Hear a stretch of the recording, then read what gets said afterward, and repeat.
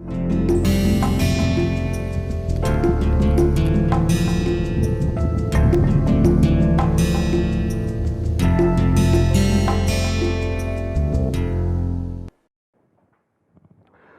to the next lecture on design for modularity. In this lecture, we will try to cover what is module or modules, then modular design, then modularity, design for modularity, and design for modularity architecture. So, modular design, a quick recap which we have already seen in the previous lecture. So, modular design is a design technique that can be used to develop complex products using similar components, okay, or we can also write it as simpler subassembly.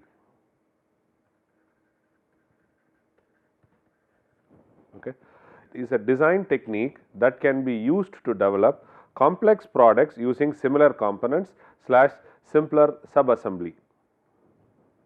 Modular design can be viewed as the process of producing units that perform discrete function and then connecting the units together to provide a variety of function. So, for example, we take a complete product, we divide the product into several small subassemblies, subassembly 1, subassembly 2, assembly 3 and assembly 4. So, each subassembly has a predefined function. So, what is the advantage? The advantage is going to be if one particular function fails, then replace this alone, rest of the old parts can be retained for their application. So, performing discrete functions and then connecting the units together to provide a variety of functions. Components used in the modular products must have features that enable them to be coupled together to form a complex product. So, first a complex product is taken, that is why even in concurrent engineering stage a design engineer plays a very important role, because when the functional prototype is getting developed itself, it can be distinguishedly classified, okay, this can be one assembly, this can be one assembly, this can be one assembly. Okay. Those of who are finding it difficult to visualize, you take a laptop, in your laptop you have a RAM separately, you have battery separately, you have other hardware separately. So, if the battery conks off, you can replace only the battery. So, this is RAM and let us make this as other hardware. So, you can change whatever is required to meet out your requirements, and second thing is you can also upgrade only the particular element what you want and still the laptop can function as is. So, that is what they say, modular products must have features that enable them to be coupled together to form a complex product. Modular design can be viewed as a process of producing units that perform discrete functions, then connecting the units together to provide a variety of functions. Modular design emphasizes the minimization of interaction between the components, which will enable components to be designed and produced independently. So, I will go back to the same example. Now, what is happening is, since it is established as standards SA1, SA2, SA3 and SA4. These are 4 parts, 4 different parts where it is discretized based on functional use. So, now what is happening is this part alone, so you can manufacture it separately and you can put it in a public domain and say if any industry is interested to produce only this part can compete. So, because of this, what is happening, the performance of this assembly gets enhanced very fast and the cost also slashed down. And when they do that, they also make sure, which enables components to be designed and produced independently. Each component designed for modularity is supposed to support one or more function. Okay. It is not only one function, you can also choose one or more functions. When components are structured together to form a product, they will support a large or a general function or structured together. okay, general function. This shows the importance of analyzing the product function and decomposing it into sub functions that can be satisfied by different functional modules. Modules are structurally independent building block for a large system with well defined interfaces. See, if I go back to the same example, SA1, SA2, SA3 and SA4, you can see here each will have individual functions, and if you start making individual functions, you will again have lot of components. So, now they are also trying to tell you, please integrate with multiple functions as much as possible. The last one is try to have a proper interface. That means to say, when I dismantle and when I fix it up, it should not involve very complex things, and whenever I try to interface join, it should give me the best output very fast. They have the following characteristics module. Okay. They are cooperative subsystem that forms product, manufacturing system and so on. Functional interactions occurs within rather than between modules. Functional interaction occurs within, very important, between modules rather than between modules. So, one function should not be linked here and then here. You can have multiple functions FA1, FA2, FA3, whatever it is, but all these things should happen and should get interfaced or integrated inside one subassembly. They have one or more well defined functions that can be tested in isolation from the system and are a composite of components of the module. That means to say, when I buy from the market SA2 or SA3, when I test it, it should have his own specification and I should be able to test its specification and the functionality. They are independent and self-contained and can be combined and configured with other modules to achieve the overall function. Modularity can be applied in the areas of product design, design problems, production systems, or in all the three. Modular products are products that fulfill various overall functions through the combination of distinct building blocks or modules, in the sense that the overall function performed by the product can be divided into sub-functions that can be implemented by different modules or components. An important aspect of modular product is the creation of a basic core unit to which different elements can be fitted. For example, if you take a PCB, you can have transistor, you can have resistor, you can have diode, all these things you can have. That is what they say. Modular product is a creation of a basic core unit to which different elements, all these things are different elements which can be fastened or which can be attached to a PCB. You get a complete PCB in the market as a separate module and can be fitted, thus enabling a variety of versions of the same module to be produced. That is why you see the car companies, auto companies, they always say this is my basic module. Okay. The basic module will have tire, will have all the other engine, everything it will have, and then it will say that the rest all things whatever we do will be an add-on to it. For example, AC will be an add-on unit, speakers will be an add-on unit, power steering will be an add-on unit, and power window adjusting will be an add-on unit, airbags will be an add-on unit, right. So, this is what it is. So, thus enabling a variety of versions of the same module to be produced. So, the car you can produce it at several higher ends whatever you want. So, all those car companies, auto companies, consumer product companies, software, they follow modular concept. Smartphone, they follow modular concept. Apps, they follow modular concepts. Software search engines follow modular concepts. They divide it into two things. One is called as it is open to all. So, where in which they try to induce the anxiety amongst the users to use their software, and they say if you want to use a slightly higher version, then it becomes paid. So, they are able to clearly distinguish modular and increase the versions. For modularity, design problems can be broken into a set of easy to manage simpler sub problems. So, that is what it is. So, whenever we make a product or when we make a project, we write a objective statement, and this objective statement will be generic in nature, okay, which captures all the key points or the key features of the project. Next, what we do is we divide it into several small milestones.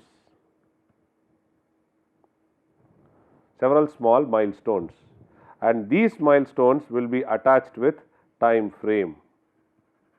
So, you can have milestone and then you can have sub milestone. So, what happens is now you have split the entire project into several small sub milestones along with time frames, so that now you can try to solve the problem very easily. Suppose if you have not met out one milestone, then immediately you know what is the mistake which goes around. So, for modularity, it is also follows the same concept. It is broken down into a set of easy to manage simpler sub problems. Sometimes complex problems are reduced into easier sub problems, where a small change in the solution of one sub problem can lead to a change in other sub problem solution. Okay. For example, if I try to change the wheel, the tire, the width of the tire, then the entire performance of the vehicle goes higher or lower. If I take a flatter tire, a tire which has a larger contact area, naturally the mileage is going to go low.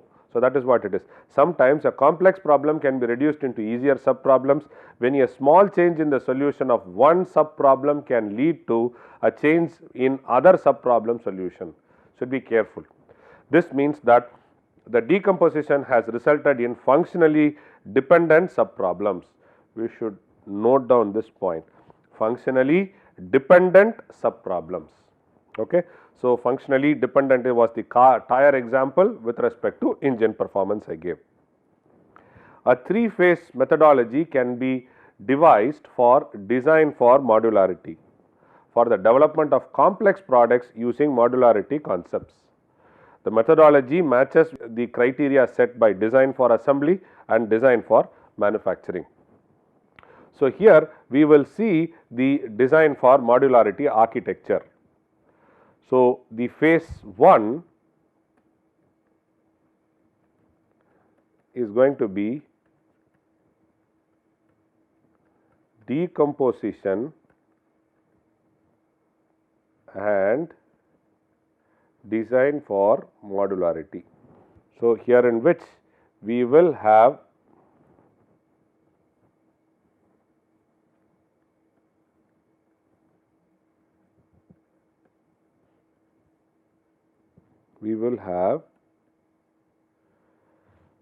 feature based and variant design. Variant design, so for example, multiple colors which are available in a car. For example, you take a car wherein which the company produces red color, blue color, green color, they are called as variants. Or you can say a standard model, then you have a model which is attached with AC, which is attached with audio system, variants. Okay. Feature based is in the entire car you are dividing it feature based. For example, for cooling we have an air conditioner, for music we have a music system. So, it is a feature. You can change the feature, for example, from X company you can go to Y company, from X watts you can go to Y watts. Okay.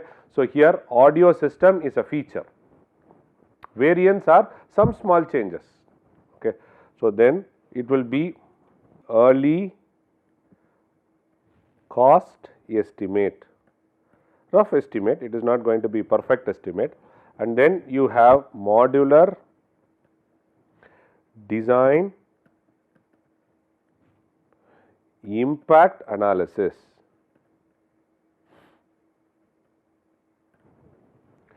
So, all these things are interconnected, and this feature design is in turn attached with a classification and GT database DB, okay, for modules and product templates. This attached with geometry, functional, physical and material. Okay. These are the classifications which is done based on geometric, on functional, physical and material, because material plays a very important role in the final product. Okay. Then it is a physical form, then functional, then geometry. So, all these things are now coded. This is done coding, codification. They do a codification on this and then they get to this output. Okay. So, here I will have to, you have to pardon me. So, I will put a star here, I will put a star and then I will continue. So, it will go like this and you have furthermore in the block diagram, it is concept, decomposition, then you have modules and submodules, interface, analysis. So, this continues here. So, all these things put together is phase 1. Okay. So, from modular impact there is a connect to the classification and coding also. Okay. This is phase 1. Let us try to do phase 2. Phase 2 is design for assembly. So, in this design for assembly we have customer feedback or customer need, then we will have target specification,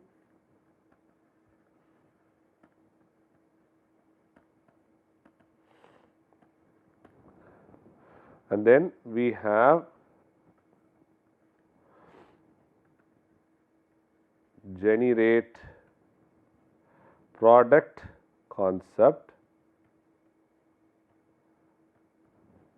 and then we have design for assembly rules. This is called as DFA. Okay. So, we have structural decomposition.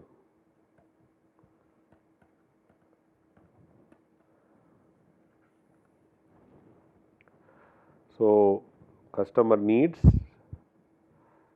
So, from target there is a link to DFA. Okay. And from here we get into product concept. Okay. And then from here we get connected to here. So, generate product concept. So, customer need to target we go back and forth. Okay. So, and then from design for rules it is attached to the previous phase 1 whatever we saw to the modular design. If you go to the previous slide, you saw modular design. So, it is this one is attached, DFA rules are attached to modular design impact analysis.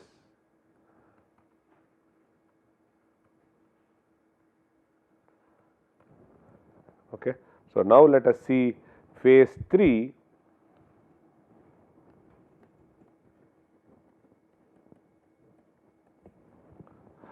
Phase 3, you have DFM, design for manufacturing rules, which is in turn linked with cost analysis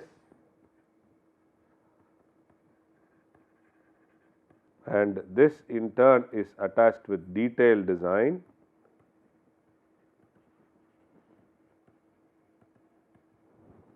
and this in turn is attached with prototyping. So, this is nothing but design for manufacturing. So, the design for modularity is divided into 3 zones or 3 phases, phase 1, phase 2 and phase 3. So, some of the major benefits associated with the methodology includes increased design accuracy and efficiency and the reuse of the existing design for the new programs. So, that is what I was trying to explain previously. Library functions for sub-assemblies will be made in the CAD itself, library function. So, for example, in a CAD model, if you see, people will talk about tire separately, nut separately, bolt separately. So, all you have to do is call that nut, call that bolt. So, then the library function is already prefixed for a particular sub-assembly. So, sub-assembly in turn to a function. Okay. So, when you follow modularity, it is easy to call those already existing library functions. So, your product life cycle time goes very fast or it is reduced to a large extent, so rapid manufacturing can happen. So, the reuse of existing design for new programs can be done. Potential for integration of the developed methodology and technology into the engineering design activities is another big benefit. Modular product design and the process of planning the production are integrated in one overall engineering process in which the product features are mapped into their feasible processes in a one-to-one correspondence. This is very, very important. The overall engineering process in which product features are mapped into their feasible processes in a one-to-one correspondence is another big benefit of modularity. In phase 1, design for modularity and classification, we do product and problem decomposition, structural and modular decomposition, associative analysis between the component and the specifications, application of group technology classification technique. So, group technology. Group technology is done majorly from the manufacturing point of view or from the design point of view, where grouping is done based on features or manufacturing, which is similarity, similar features and similar manufacturing. So, that is what is the application of group technology classification systems, which is part of modularity. Construction of the associative measure matrix. Associative measure matrix, what is the relationship between the first and the next, and between one sub-assembly and the next sub-assembly. So, that is what is associative measure matrix. Then optimum module selection. So, these are all part of decomposition analysis which is done when we implement design for modularity or classification. When we try to take a bicycle, I always used to give an automobile, or now I give you an example of a bicycle. It can be divided into 4 or 5 sub-assemblies. One is bike lock, the other one is boom box, the other one is battery the other one is briefcase. So, these are all modules which can be attached to a bicycle and they can do independent functions. Bike lock can only lock and it has only one function. So, it can lock and the safety is taken care. Boom box is placed there. Battery converts it from manual to electric. Today slowly electric bicycles are coming into existence, manual and electric. That means to say automatic. Battery operated bicycles are there. Then briefcase is a place where it is for storage. So, these are all independent modules which are very similar in shape and size. If you want, you can keep this battery box. If you do not want, you can replace this battery box with a briefcase, where in which it is going to give you a storage space. Product analysis, designed for assembly and functional analysis. Identify the component that could be produced and assembled separately. Next, determine the order of disassembly and assembly for each subcomponent module. Order of disassembly. Sequence. Then establish the interfaces based on the analysis of the design feature. Determine the order in which the sub-assemblies are assembled to produce a final part. So, these things will be done in phase 2, wherein which we saw the schematic diagram. So, if you look at it, so this is a product analysis, wherein which design for assembly and functionality analysis is done. So, you had a flat plate, then you have so many clips to fasten, then you had washers and other holders, then you had all this fastening agents. So, it is supposed to lock some shaft or something like that. So, this is what is the previous component which is made. Once we use the concept for design for assembly, you can see how much parts have reduced and how the design has become more foolproof. So, you have one side locking and you see number of parts which were here are now integrated into a single part. The single part has multiple features and this can be mounted by using this fasteners, and this is the clip which is there which can be fastened. So, design for assembly and functionality analysis is taken care. The third phase is the design for manufacture, family identification and template retrieval. Family identification and template retrieval is one of the advantage of the doing process analysis. So, family means you try to see whether it is the family can be whether it is prismatic or it is circular, or you can have some other family, for example fastening family, locking family, something like that you can have.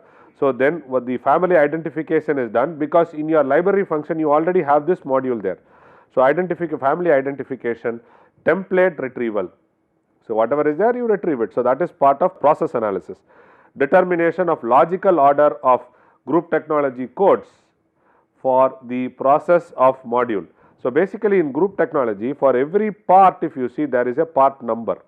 So, this part number may be XXX, YYY, ZZZ and you can have ABC. It follows a system wherein which by looking at the digit part number itself you can quickly find out which group technology family it goes to. Then machine and process calculations can be done. Variant process planning is also part of design for manufacturing, and phase 1 of this methodology is the focus of this chapter. So, phase 1, what is phase 1? We saw decomposition analysis, that is phase 1, that will be covered in full length in this discussion. So, phase 3 is going to be process analysis. We are going to do the specification associated with the phase includes need analysis, requirement analysis. Need analysis is going to be the customer, then requirement analysis, then you have concept analysis and you have concept integration. So, these 4 things are part of phase 3. So, need analysis, then requirement analysis, concept analysis and concept integration. So, this you can see a bracket design which was done before, and now you can see how it is done after. Okay. So, you see that there is a change in the design, there is a change in the design. So, you can see the bracket design is changed such that it helps in fastening. Earlier it was very difficult because we could not hold the part, and now because of this flap which is given, we can hold the part and do the assembly very fast. Okay. So, this is done based on phase 3 analysis, which is part of design for modularity. To recapitulate, what we saw in this particular lecture is what are modules, what is modular design, then defining modularity, what is the design for modularity, how do we execute design for modularity. So, these were the topics which were covered, and then I would like to give a task to students. The task is how do you relate modular concept in manufacturing of shirts and pants.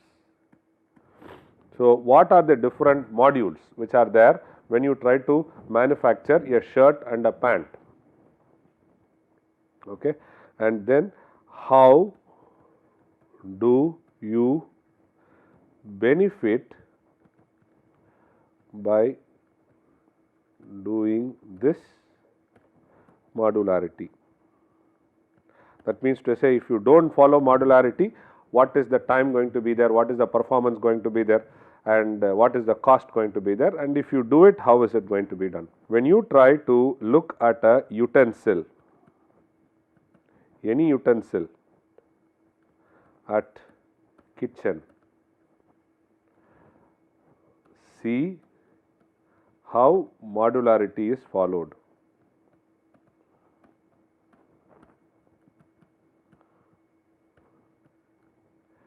Use the concept of modularity and improve the same utensil shape / function. Try to do this exercise for yourself, then you can try to see how this modularity concept benefits in manufacturing. Thank you very much.